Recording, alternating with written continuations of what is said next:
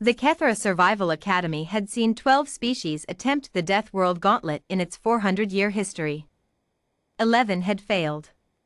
The 12th was human, and she was currently eating the thing that had tried to kill her. Commander Kale Veyron stood at the edge of the observation platform, his three-fingered hands clasped behind his back, his pale silver eyes fixed on the figure crouched in the valley below. The valley was designated Zone 9, unofficially called the Graveyard by Academy staff, a dense tangle of razor vine, poisonous spore fog, and apex predators that could smell adrenaline from 2 kilometers away. Cadet Mara Ellison had been dropped there 6 hours ago. Standard protocol, 12 hours survival, then extraction. Most cadets from softer species tapped out within 3. "She's still moving," said Lieutenant Dross, his secondary eyes blinking rapidly, the Kethran equivalent of disbelief. "Veyron, her biometrics. Look at them." Kale looked. Heart rate, 72. Steady. Calm. Cortisol levels, nominal. Body temperature, 37.1 degrees Celsius, perfectly regulated despite the fact that Zone 9 was currently sitting at 4 degrees, with moisture in the air thick enough to chew. "She's not afraid," Dross murmured. "She's eating," Kale corrected quietly.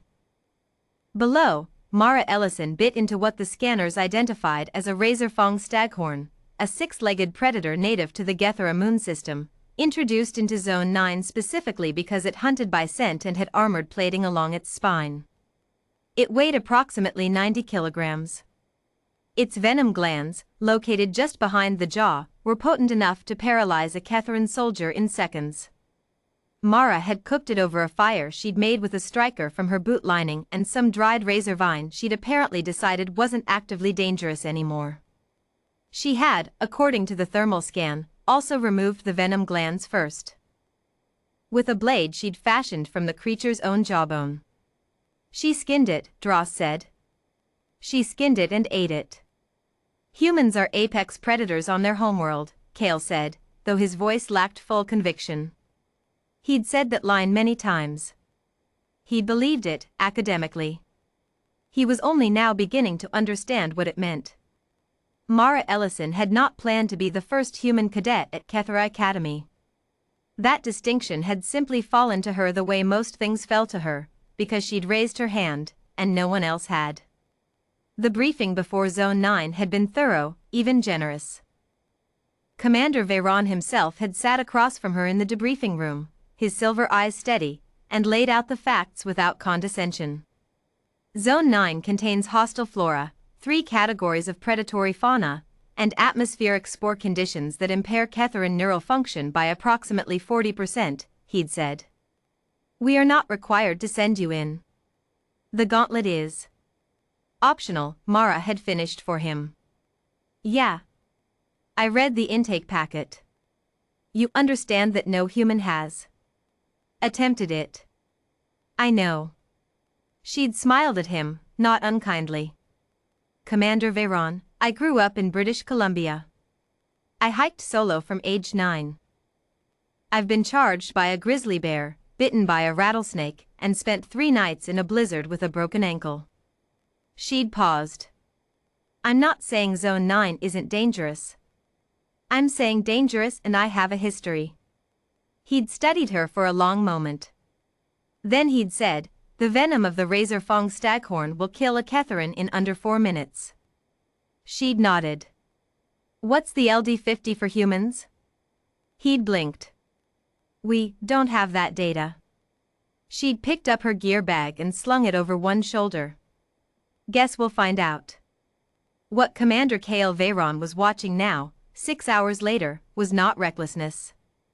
That was the part that kept recalibrating his understanding. He'd expected recklessness. Humans were known for it, a species that had somehow survived a biologically hostile planet through a combination of cooperation, tool use, and what his colleague Dr. Fenris called an apparently constitutional inability to recognize when something was a terrible idea. The Academy had a running pool on which human cadet would be first, and how long they'd last, and the consensus had been somewhere between 2 and 5 hours. But Mara wasn't reckless.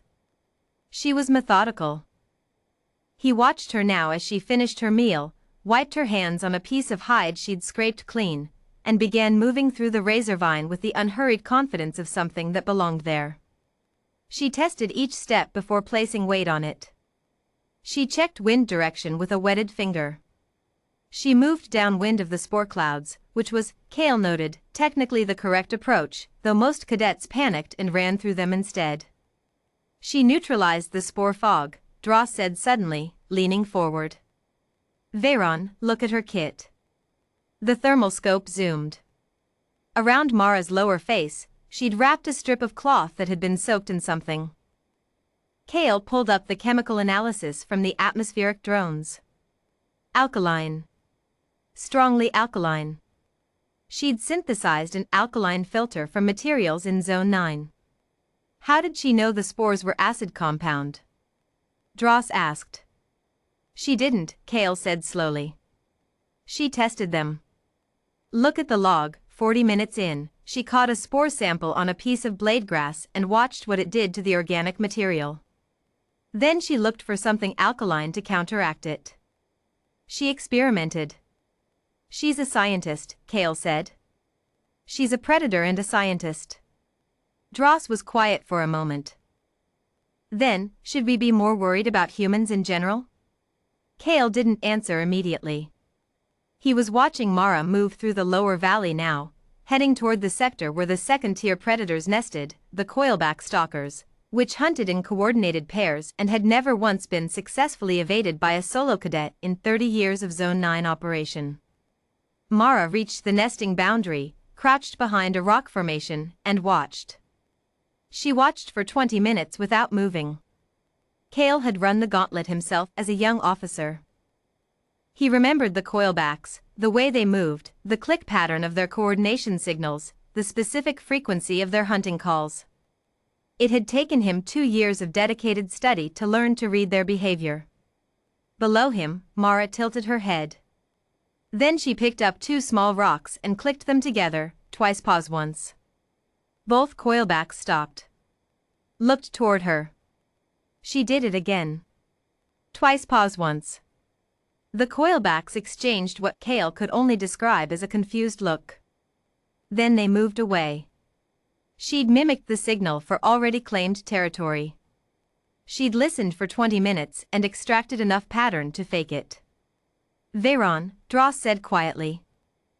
What is she? Cale found himself thinking about what Mara had said in the debrief room.